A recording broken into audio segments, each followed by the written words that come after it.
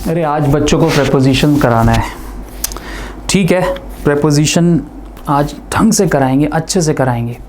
So spidey, let's get started यार, बहुत time हो गया, लेट्स स्टार्ट। सो स्पाइडी, सबसे पहले यार मेरे घड़ी दे दो यार, मुझे घड़ी नहीं मिल रही। घड़ी आपकी सर बॉक्स में है। बॉक्स में है? बॉक्स के अंदर दे दो यार, निकाल दो। बॉक्स के अंदर है, बॉक्स के अंदर, थैंक यू। अंदर, इनसाइड, इनटू, देखते हैं। ठीक है, घड़ी मिल गई भाई। अब मुझे चाहिए स्पेक्स। सर वो तो आपके बॉटल्स के बीच में है। दो बॉटल के बीच में है? हाँ जी सर। लाओ दे दो यार, पकड़ा दो, थैंक यू सो मच। अब ना हम अच्छे से आज प्रेपोजिशन करानी है। बॉटल के बीच में, दो बॉटल के बीच में, ओके ओके। बिटवीन या अमंग, चलो देखते हैं क्या प्रेपोजिशन लगेगी। अब मेरा यार वो दे देना, बॉटल दे देना, प्यास लग रही है, थोड़ा सा पानी पी लेंगे। बॉटल कहाँ है? सर वो तो बुक्स के बीच में रखी हुई है और ऊपर है, मतलब काफी सारी। अच्छा, बुक्स के ऊपर रखी, बहुत सारी बुक्स के बीच में है। अच्छा अच्छा, निकाल के दे दो यार, प्यास लग रही है। ये लीजिए सर। Thank you. चलो ठीक है, मैं रख लेता हूँ। तो ये हो गया बॉटल्स के बीच में, बुक्स के बीच में बॉटल, अमंग, अमंग या बिटवीन, चलो देखते हैं। ठीक है, I am ready spidey, thank you. अब एक चीज़ और रह गई है और वो है मेरा मार्कर। उसके बिना तो मैं पढ़ा ही नहीं पाऊंगा भाई। सर वो तो टेबल के ऊपर है। टेबल के ऊपर है? Yes sir. लाओ दो यार जल्दी से। Okay, thank you so much. Table के ऊपर यानी touching the surface, on, at, देखते हैं। और यार मेरी स्कूटी तो ठीक लगी है ना? सर वो तो गेट पर लगी है। गेट पर है? गेट के ऊपर है? नहीं सर, गेट पर। अच्छा, गेट पर है, गेट पर, on the gate, at the gate. ठीक है, देखते हैं। Hello viewers, my students, my family, स्वागत है आपका। मैं हूं सौरभ और आप देख रहे हैं इनक्रेडिबल एफर्ट्स। आज का जो टॉपिक है बहुत इंपॉर्टेंट है। आज हम सीखने वाले हैं प्रेपोजिशन। प्रेपोजिशन जो कि पार्ट्स ऑफ स्पीच का एक ऐसा हिस्सा है जिसके बिना इंग्लिश अधूरी है, या यूं कहा जाए कि इंग्लिश की शुरुआत ही प्रेपोजिशन से होती है, क्योंकि प्रेपोजिशन ही पहला पड़ाव है अगर आपको इंग्लिश ग्रामर सीखनी है। सो प्रेपोजिशन में जितनी भी कंफ्यूजन्स हैं, जितनी भी दुविधाएं हैं, जितनी भी डाउट्स हैं, आज मैं कोशिश करूंगा कि आपकी सारी प्रॉब्लम्स दूर हो जाएं। रटना नहीं है, हमें सीखना है, हम सीखने के लिए ही आए हैं और आज हम सीख कर रहेंगे। आज हम प्रेपोजिशन को, सारी की सारी प्रेपोजिशंस को अच्छे से जान लेंगे। बने रहिएगा मेरे साथ इस वीडियो के एंड तक, क्योंकि मैं आपको प्रेपोजिशन इस तरीके से सिखाने वाला हूं कि आपकी लाइफ में से प्रेपोजिशन बिल्कुल नॉर्मल हो जाएगी। सो प्रेपोजिशन समझने से पहले मैं आपको बता दूं कि ये लेसन दो पार्ट में होने वाला है, क्योंकि प्रेपोजिशन को बहुत ध्यान से समझने की जरूरत है। जैसे मैंने बोला, ये पहला पड़ाव है। इसके लिए मैंने आपके लिए, आसानी के लिए, मैंने क्या किया है कि प्रेपोजिशन को दो पार्ट में डिवाइड किया है। तो आज हम जो देखेंगे ये पार्ट 1 होगा और जो नेक्स्ट पार्ट बनेगा उसके अंदर बाकी की प्रेपोजिशंस आएंगी। तो चलिए देखते हैं कितनी प्रेपोजिशंस हम इस लेसन में कर सकते हैं, बाकी हम नेक्स्ट में करेंगे। तो सबसे पहले प्रेपोजिशन को समझ लेते हैं। प्रेपोजिशन यानी कि संबंधवाचक शब्द। संबंधवाचक शब्द वो वर्ड्स जो कि संबंध दिखाते हो। किसके संबंध? एक नाउन का दूसरी नाउन से, एक प्रोनाउन का दूसरे प्रोनाउन से। सो नाउन और प्रोनाउन क्या है? ये भी पार्ट्स ऑफ स्पीच है। जैसे आपने मेरे पिछले लेसन में देखा होगा कि noun is the name, place, animal, thing, यानी किसी भी व्यक्ति, भाव या किसी भी व्यक्ति विशेष की बात हो रही हो तो उसे नाउन कहते हैं। और अगर हम प्रोनाउन की बात करें, वो शब्द जो नाउन की जगह लगते हैं, जैसे ही, शी, नेम, इट, ये सब प्रोनाउन होते हैं। तो अभी हम बात कर रहे हैं प्रेपोजिशन यानी कि संबंधवाचक शब्द जो किसी संज्ञा या सर्वनाम, नाउन या प्रोनाउन, संज्ञा हो गया नाउन और सर्वनाम हो गया प्रोनाउन, के पहले आता है।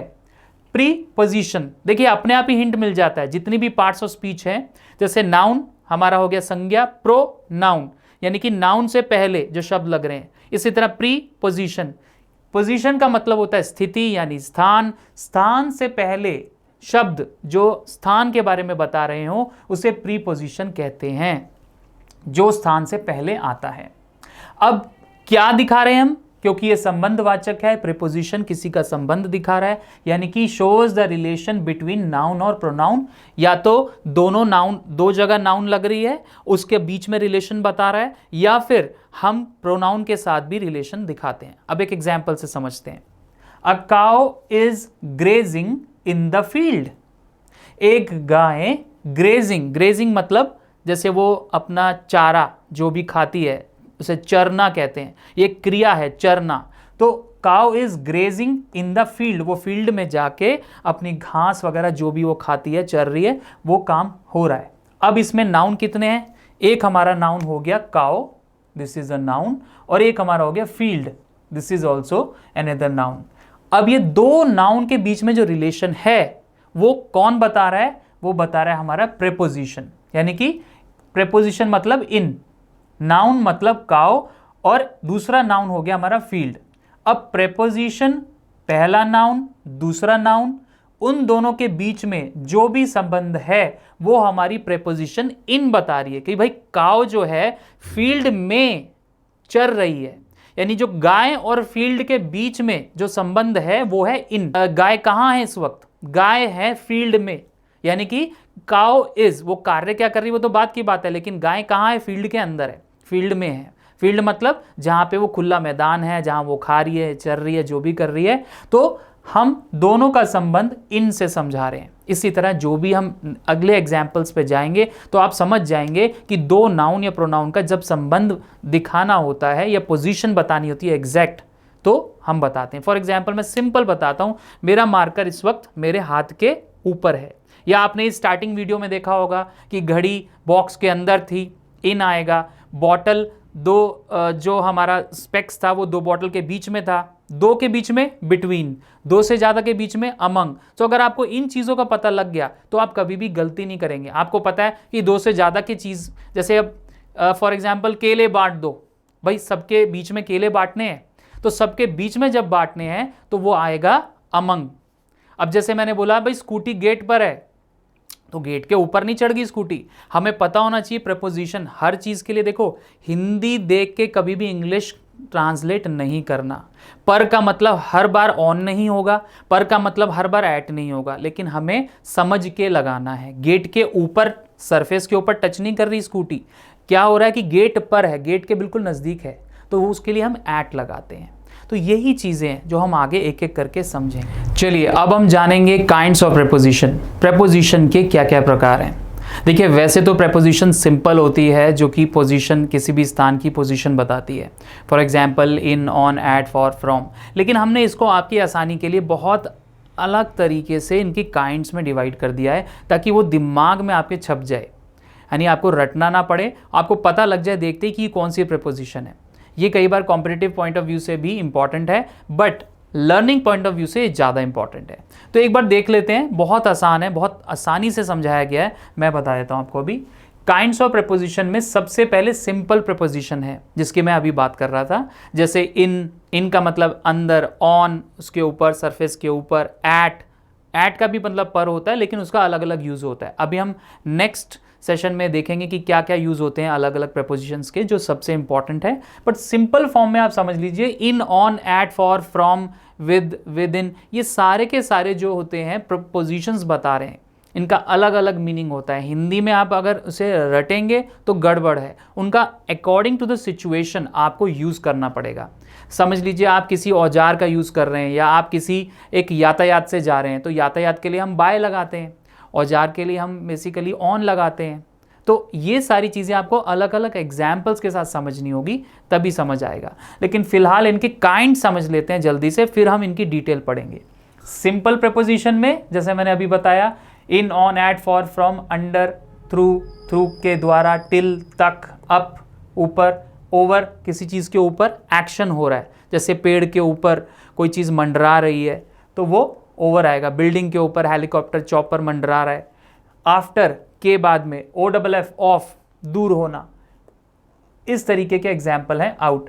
कंपाउंड दूसरा आता है कंपाउंड प्रेपोजिशन। अब कंपाउंड का मतलब क्या है? दो चीज़ों को जोड़ने वाले शब्द, यानी दो शब्द हैं, दो शब्द जुड़ के आपका कंपाउंड प्रेपोजिशन बना रहे हैं। जैसे हम ऑन और टू को जोड़ दिया, ऑन टू हो गया।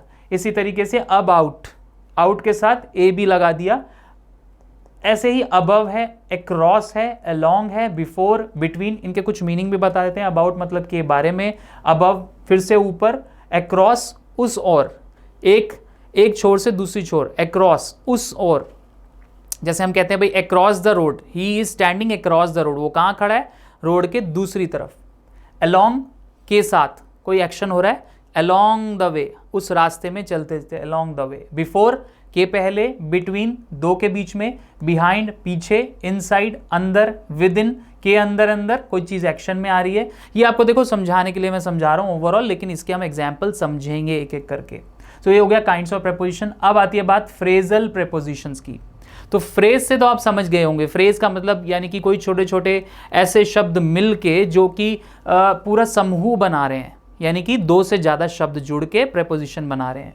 जैसे आपने कई बार बोला भी होगा, लिखा भी होगा, बाय मीन्स ऑफ, मतलब किसी मीन्स के, यानी मीन्स मतलब संसाधन। तो बाय मीन्स ऑफ यानी किसी संसाधन के द्वारा अगर कोई कार्य हो रहा है तो बाय मीन्स ऑफ आएगा। अकॉर्डिंग टू, के अनुसार, according to me English is very easy, मेरे अनुसार अंग्रेजी बहुत आसान भाषा है। इन फ्रंट ऑफ, के सामने, मैं कैमरे के सामने आपको पूरी की पूरी ट्रेनिंग दे रहा हूं, in front of this camera. Because of, के कारण। फॉर द सेक ऑफ यानी कि के खातिर, भगवान के खातिर, आप लोग ध्यान से समझिए। फॉर द गॉड सेक, हम कहते हैं ना for the God sake don't take that step, ये कदम मत उठाना भगवान के खातिर। तो ये सारे जो वर्ड्स, जो समूह बन रहा है वर्ड्स का, और इसमें कहीं कहीं प्रपोजिशन भी आप देख रहे हैं, बाय, ऑफ, बीच में कुछ एक वर्ड भी आ रहे हैं या वर्ब्स भी आ रहे हैं, तो इन सब को मिलाकर हम कहते हैं फ्रेज प्रेपोजिशन या फ्रेजल प्रेपोजिशन। अब आ गई पार्टिसिपल प्रेपोजिशन। अब पार्टिसिपल से तो आप समझ गए होंगे कि आईएनजी लगेगा शब्द के आगे। तो कई बार ऐसा होता है, हम कहते हैं रिगार्डिंग, रिगार्डिंग किसके लिए, रिगार्डिंग, रिगार्डिंग व्हाट, किसके लिए आप बात कर रहे हो। कंसिडरिंग, उसको कंसिडर करते हुए, उसका ध्यान रखते हुए। सपोजिंग, सपोज करते हुए, आप इमेजिन कर रहे हैं कुछ।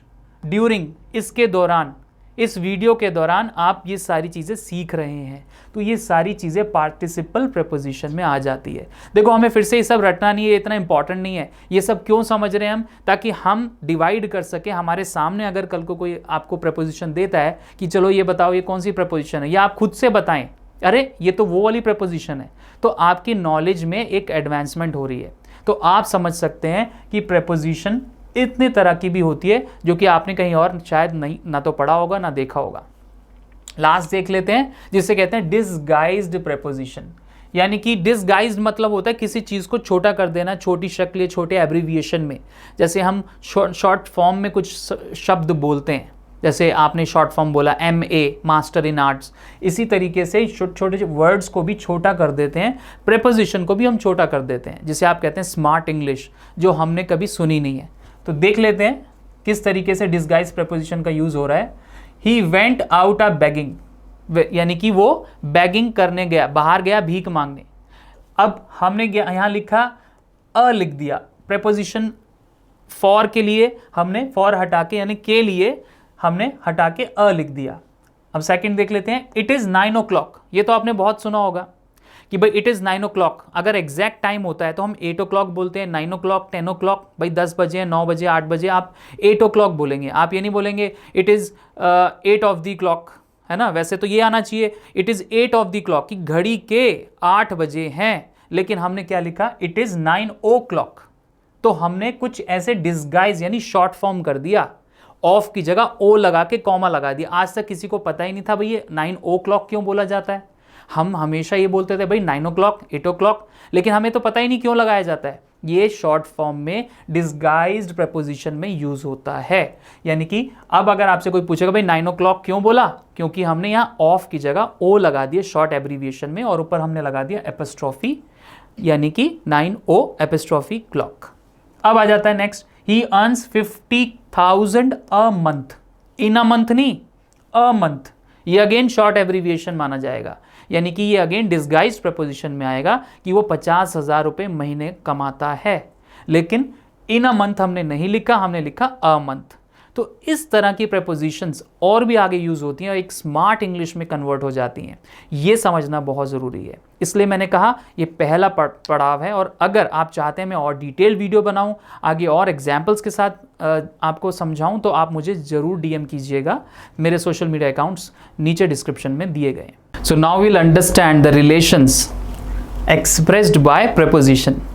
सो कुछ रिलेशंस होते हैं जो हमारे प्रेपोजिशन के द्वारा ही एक्सप्रेस किए जाते हैं। वो क्या क्या है? मान लीजिए आप किसी प्लेस पर हैं तो डेफिनेटली वो जो प्लेस का रिलेशन होगा वो प्रेपोजिशन से एक्सप्रेस होगा। For example, I went to Delhi, very simple, मैं दिल्ली गया। सो मैं कहाँ गया? प्लेस क्या है? Delhi. Second, time, he can reach Delhi in a day, वो एक दिन में दिल्ली पहुँच जाएगा या पहुँच सकता है। तो हम क्या बता रहे हैं? समय की हम जो है एक्सप्रेशन को यहाँ पे दिखा रहे हैं प्रेपोजिशन के द्वारा।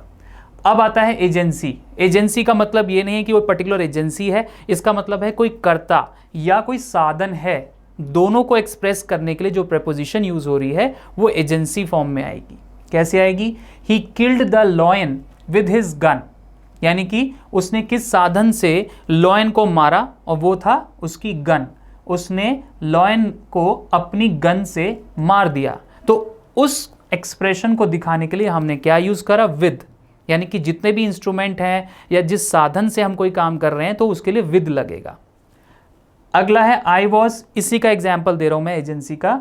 I was robbed by the thieves, कुछ चोर थे या रॉबर्स थे, उनके द्वारा मुझे लूटा गया। आई वॉज रॉब्ड, यानी बाय के द्वारा। ये आ गया हमारा कर्ता और साधन के एग्जाम्पल्स जो एजेंसी फॉर्मेट में आते हैं। देखिए ये सब चीज़ें आपको रटने की ज़रूरत नहीं है, आपको समझना है, क्योंकि हम एक्सप्रेशन दिखा रहे हैं। प्रेपोजिशन के अलग अलग एक्सप्रेशंस आपके सामने आ रहे हैं। अगला है पर्पस, कॉज या रीज़न। कोई कारण है और कोई रीज़न है, कोई पर्पस है, उद्देश्य है, तो इनको एक्सप्रेस करने के लिए जो प्रेपोजिशंस हैं वो क्या है देखते हैं। He worked hard for his living, उसने अपनी आजीविका कमाने के लिए बहुत मेहनत की। अब उसके लिए हमने फॉर लगाया, के लिए, यानी कि फॉर मोस्टली पर्पस, कॉज या रीजन के लिए होता है। His grandfather died of cancer, यानी उसके ग्रैंडफादर कैसे उनकी मृत्यु हुई? कैंसर से हुई। तो यानी कोई बीमारी हारी के लिए हम ऑफ लगाते हैं जिसकी वजह से एक्शन होता है। अगला है पोजेशन। पोजेशन एक्सप्रेशन, पोजेशन होता है मेरे पास कुछ है, मेरे काबू में कोई चीज़ है, तो उसके लिए पोजेशन बोलते हैं, यानी मेरा होल्ड है उस पर, मेरा अधिकार है। This is the hand of N insider, ये किसी इनसाइडर का ही हाथ लगता है। जब कोई घटना हुई तो हम उस घटना में चेक कर रहे हैं कि भाई किसका हाथ है, किसका पोजीशन है, तो हमने वहां पे भी ऑफ लगाया एक्सप्रेशन के लिए। अब आती है बात मैनर की। एक और एग्जाम्पल है, ही is a man of his words, वह अपने वर्ड्स का यानी अपनी वादों का, अपनी बातों का पक्का है। So he is a man of words, यानी शब्दों का आदमी है, जो बोलता है वो करता है। तो ऑफ मतलब अगेन ये एक्सप्रेशन हो गया पोजेशन का, कि कोई चीज मेरे काबू में है, मेरे से संबंधित है। मैनर, मैनर हो गया तरीका, किस तरीके से किया जाएगा। He completes his work with care, वो अपना काम कैसे करता है? विद केयर, केयर के साथ, पूरा केयर के साथ प्रोफेशनली अपना काम पूरा करता है। तो ये आ गया मैनर में। अब बात करते हैं नेक्स्ट, सोर्स और ओरिजिन, मोटिव। आपका उद्देश्य क्या है, सोर्स क्या है, आपका ओरिजिन कहाँ से हो रहा है उस चीज़ का। He comes of a rich family, उसका जो बैकग्राउंड है, उसके जो फैमिली है वो बहुत रिच है, यानी कि वो रिच कल्चर भी हो सकता है, वो रिच पैसे से भी हो सकता है, कुछ लोग बिहेवियर से भी रिच हो सकते हैं। तो उसके बिहेवियर से उसके सारे ओरिजिन, मोटिव का पता लगता है, उसके सोर्स का पता लगता है। तो he comes of a rich family, वो बहुत रिच फैमिली से आता है, यानी कि उसकी जो फैमिली बैकग्राउंड है। अगेन ऑफ, मोस्टली ऑफ लग रहा है, जिसमें हम रिलेशंस को एक्सप्रेस कर रहे हैं, ये बात ध्यान दीजिएगा। अब नेक्स्ट करते हैं last, measure, standard, rate, value. कोई चीज़ को हम मेजर कर रहे हैं, आप सामान लेने जाते हैं मार्केट में, कोई कपड़ा है, कुछ भी आप सामान लेते हैं, उसको मेजर करते हैं, उसकी वैल्यू करते हैं, उसको रेट करते हैं। उन सब के लिए देखते हैं क्या लगता है। Cloth is sold by the metre, यानी कि जब कपड़ा बेचा जाता है मीटर से बेचा जाता है। अब यहाँ से समझते ही हिंदी को इंग्लिश में कन्वर्ट मत करना, क्योंकि अलग अलग प्रेपोजिशन अलग अलग एक्सप्रेशन देते हैं। तो बाय लगा हमारा मीटर, यानी कि कपड़ा जो बेचा जाता है वो मीटर से बेचा जाता है, तो यहाँ लगेगा बाय। तो आशा करता हूँ कि आज की प्रेपोजिशन का ये जो पार्ट 1 था वो आपको समझ आया होगा, और प्रेपोजिशन के सारे रिलेशंस, उसके काइंड्स, उसके प्रकार सब आपको क्लियर हो गए होंगे। अब आपको करना ये है कि आपको इससे रिलेटेड एक एक्सरसाइज मैं पीडीएफ फॉर्म में दूंगा और आप उस एक्सरसाइज को करिएगा और आप इसको रिवाइज कीजिएगा। देखिए, प्रेपोजिशन को समझने के लिए बहुत आसानी से आप अपने आसपास चीज़ें देखिए और उन चीज़ों की पोजीशन देखिए, कौन सी चीज़ कहाँ रखी है, तो आपको अपने आप सब चीज़ों का पोजीशन पता लग जाएगा। जैसे आज मैंने अभी आपको स्टार्टिंग में पोजीशन दिखाई चीज़ों की, जब मैं चीज़ें ले रहा था, तो उसी तरीके से आपको भी आसपास अपने घर में देखना है। चलिए फिर आपकी प्रैक्टिसिंग, और आशा करता हूँ कि आप इसको अच्छे से समझेंगे। Till then, see you in the next part. Jai Hind.